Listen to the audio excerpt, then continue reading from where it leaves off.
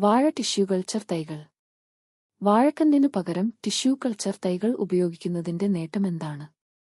മാതൃവാഴയിൽ നിന്നു കന്നുകൾ ശേഖരിച്ചു നടുന്ന രീതിയാണ് കേരളത്തിൽ പതിവ്. എന്നാൽ ഒരു വാഴയിൽ നിന്നു കിട്ടാവുന്ന നല്ല കന്നുകളുടെ എണ്ണം പരിമിതമാണ്. മാത്രമല്ല, ഒരേ ഗുണമേന്മയുള്ള അധികം കന്നുകൾ ഒരുമിച്ചു ലഭിക്കുക എളുപ്പവുമല്ല. ഇവിടെയാണ് ടിഷ്യൂ കൾച്ചർ തൈകളുടെ പ്രസക്തി.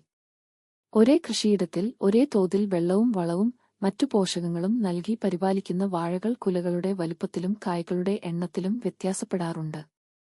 കന്നുകളുടെ ഗുണമേന്മയിലെ അന്തരമാണ് കാരണം. അതേസമയം ഒരു വാഴത്തോട്ടത്തിലെ മികച്ച വിളവുള്ള വാഴയെ മാതൃസസ്യമാക്കി ടിഷ്യൂ കൾച്ചർ സാങ്കേതികവിദ്യ വഴി അതേ ഗുണമുള്ള ലക്ഷക്കണക്കിന് തൈകളുണ്ടാക്കാം. ഒരു സസ്യകോശത്തിന് അനുകൂല സാഹചര്യത്തിൽ സ്വയം വളർന്നു വിഭജിച്ച് പൂർണ്ണസസ്യമാകാനുള്ള കഴിവാണ് ഇവിടെ ഉപയോഗപ്പെടുത്തുന്നത്.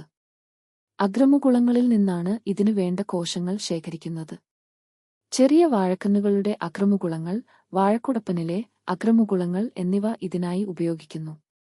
വളരെ വേഗത്തിൽ വിഭജിക്കുന്ന കോശങ്ങളാണ് അഗ്രമുകുളങ്ങളിൽ കാണുന്നത് എന്നതിനാൽ വൈറസ് രഹിത കോശങ്ങളാണ് ലഭ്യമാകുന്നത്.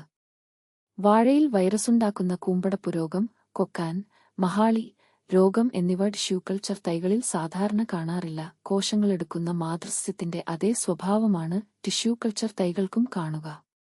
ഇങ്ങനെ തൈകൾ വളർത്തിയെടുക്കാൻ ആദ്യ 4-5 മാസം ലാബിലും ബാക്കി 3-4 മാസം നഴ്സറിയിലുമായി 9 മാസക്കാലം ആവശ്യമുണ്ട്. കീടബാധയില്ലാത്ത അത്യുൽപാദനശേഷിയുള്ള ലക്ഷക്കണക്കിന് തൈകൾ ഒരേ സമയം ഈ രീതിയിൽ തയ്യാറാക്കാം. തുടക്കത്തിൽ ടിഷ്യൂ കൾച്ചർ തൈകൾക്ക് വളർച്ച കുറവായി തോന്നുമെങ്കിലും 2 മാസമാകുമ്പോഴേക്കും കന്നുകൾ വച്ചു വളർന്ന വാഴയുടെ അതേ വലുപ്പവും ശക്തിയും ടിഷ്യൂ കൾച്ചർ തൈകളും നേടും. ടിഷ്യൂ കൾച്ചർ തൈകൾ പ്രചാരത്തിലായതോടെയാണ് വാണിജ്യാടിസ്ഥാനത്തിൽ വാഴകൃഷി ചെയ്യുന്നവർക്ക് വർഷം മുഴുവനും തൈകൾ ലഭിക്കുന്ന സ്ഥിതി വന്നത്.